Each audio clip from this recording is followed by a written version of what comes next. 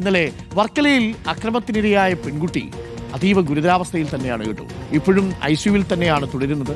തലച്ചോറിൽ ചതവുണ്ടെന്ന് കണ്ടെത്തിയതെന്നും വെന്റിലേറ്ററിന്റെ സഹായം ഇപ്പോഴും നൽകുന്നുണ്ടെന്നുമാണ് മെഡിക്കൽ കോളേജ് അറിയിച്ചിരിക്കുന്നത്. അവിടെ ഒരു കൺഫ്യൂഷൻ ഉണ്ട്. അതായത് ഈ തലയിൽ ഏറ്റ പരിക്ക് അത് കുറച്ച് അപകടകരമായൊരു പരിക്കാണ്.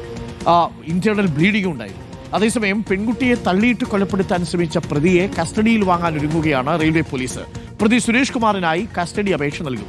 എവിടെ വെച്ചാണോ ഈ ശ്രീകുട്ടിയെ തള്ളിയിട്ടത്, ശ്രീകുട്ടിയെ നട്ടെല്ലിന് ചവിട്ടി തള്ളിയിട്ട ആ സ്ഥലത്ത് കേരള എക്സ്പ്രസിന്റെ ആ ബോഗിയിലും, ആ ജനറൽ കമ്പാർട്ട്മെന്റ് ബോഗിയിലും പരിക്കേറ്റ് കിടന്ന അയന്തി പാലത്തിലും എത്തിച്ച് തെളിവെടുക്കും. അരുൺ സോളമനുണ്ട് കൂടുതൽ വിവരങ്ങളുമായി. അരുൺ സോളമൻ, ആദ്യം ചോദിക്കട്ടെ, വെരി ഗുഡ് മോർണിംഗ്. നമ്മുടെ ശ്രീകുട്ടിയുടെ അവസ്ഥ എന്താണ്? ഏറ്റവും പുതിയ മെഡിക്കൽ അപ്ഡേറ്റ്, മെഡിക്കൽ കോളേജിൽ നിന്ന് കുറച്ച് നില ഭേദമായോ? Arun, good morning. ശ്രീകുട്ടിയെ സംബന്ധിച്ച് ഇന്നത്തെ ദിവസം ഏറെ നിർണായകമാണ്. കാരണം ഞായറാഴ്ച രാത്രി 11 മണിയോടുകൂടിയാണ് മെഡിക്കൽ കോളേജിലെ സർജറി ICUവിൽ ശ്രീകുട്ടിയെ പ്രവേശിപ്പിക്കുന്നത്. തുടർന്ന് ഇന്നലെ ഏറ്റവും ഒടുവിൽ മെഡിക്കൽ കോളേജ് സൂപ്രണ്ട് ജയചന്ദ്രൻ മാധ്യമങ്ങളെ കണ്ടപ്പോഴും പറഞ്ഞത് 48 മണിക്കൂർ നിരീക്ഷണത്തിലാണ് എന്നുള്ളതാണ്. ഇതുവരെയും അപകടനില തരണം ചെയ്യാൻ സാധിച്ചിട്ടില്ല എന്നുള്ളതാണ്. നിലവിൽ സെഡേഷനിൽ തുടരുകയാണ്.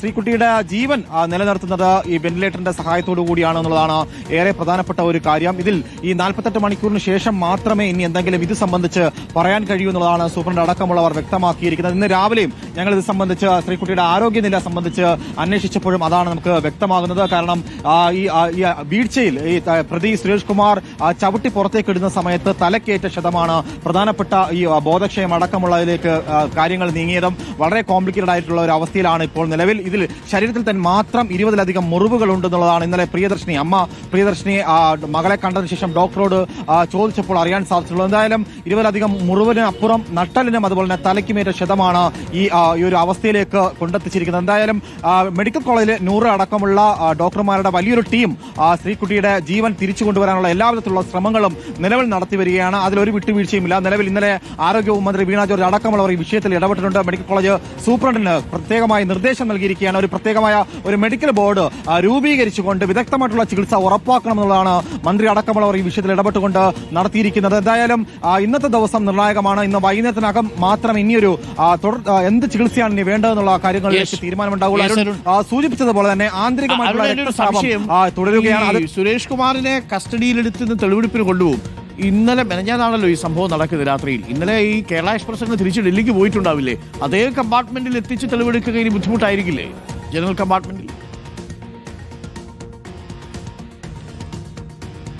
അരുൺ, അതൊരു വളരെ സാങ്കേതികപരമായിട്ടുള്ള ഒരു ബുദ്ധിമുട്ട് കൂടിയാണ്. നിലവിൽ ഇന്നലെ അർദ്ധരാത്രിയോടുകൂടിയാണ് സുരേഷ് കുമാറിനെ മജിസ്ട്രേറ്റിന്റെ വീട്ടിലെത്തിച്ച് റിമാൻഡ് രേഖപ്പെടുത്തിയത്. തുടർന്ന് റെയിൽവേ പോലീസ് കസ്റ്റഡി അപേക്ഷ ഇന്ന് നൽകുമെന്നാണ് നമുക്ക് അറിയാൻ സാധിച്ചിട്ടുള്ളത്. ഇതിൽ ഇനി എങ്ങനെയാണ് ഈ ഒരു കമ്പാർട്ട്മെന്റിലേക്ക് എത്തിച്ച് എങ്ങനെയാണ് തെളിവെടുപ്പ് നടത്തുക എന്നുള്ളത് ഏറെ വളരെ ബുദ്ധിമുട്ടായിട്ടുള്ള ഒരു കാര്യമാണ്. കാരണം ഇനി അത് മടങ്ങി വന്ന്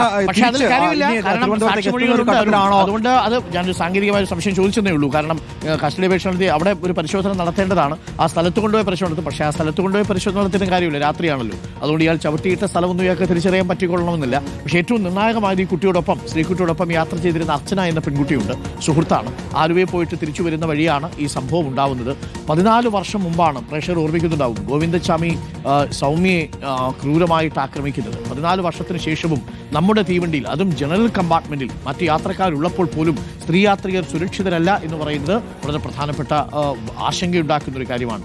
നെഞ്ചിലാണ് തീവണ്ടി എന്നുള്ളതാണ് അല്ലേ? അപ്പോൾ തീ ഉണ്ടാവും, ആശങ്കയുടെ തീ എന്നുള്ളതാണ്. അത് മാറ്റേണ്ടത് റെയിൽവേയുടെ ഉത്തരവാദിത്വമാണ്. Thank you Arun Solomon. അപ്പോൾ ഒരു കാര്യം കൂടി ഞാൻ പ്രേക്ഷകരോട് പറയും. ഇതുമായി ബന്ധപ്പെട്ട് ഒരുപാട് തീവണ്ടി യാത്രകളൊക്കെ നമ്മൾ ചെയ്യുമ്പോൾ നമ്മൾ എത്രമാത്രം പറഞ്ഞാലും ചില കുട്ടികൾ ഈ തീവണ്ടിയുടെ ഈ വാതിലിൽ ഇരുന്ന് യാത്ര ചെയ്യുന്നത് കാണാം, വാതിലിൽ നിന്ന് യാത്ര ചെയ്യുന്നത് കാണാം.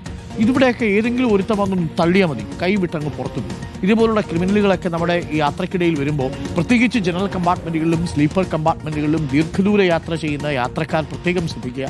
നിങ്ങൾ ഒരു കാരണവശാലും ഈ ഡോറിൻ്റെ അടുത്ത് പോയി നിൽക്കരുത്. പല തവണ RPF വന്ന് പറഞ്ഞിട്ടുണ്ട്, അവിടെ തന്നെ എഴുതി വെച്ചിട്ടുണ്ട്, ഒരു കാരണവശാലും ഈ തീവണ്ടി യാത്ര ചെയ്യുന്നവർ റെയിൽവേയുടെ ഈ വാതിലിൽ നിന്ന് യാത്ര ചെയ്യാൻ പാടില്ല എന്നുള്ളത് ഒരിക്കൽ കൂടി ഓർമ്മിപ്പിക്കുന്നു. അപകട സാഹചര്യം നമ്മൾ ഒഴിവാക്കുക എന്നുള്ളതാണ്. റെയിൽവേയൊക്കെ ഉണർന്നു വരാൻ ഇനി സമയമെടുക്കും.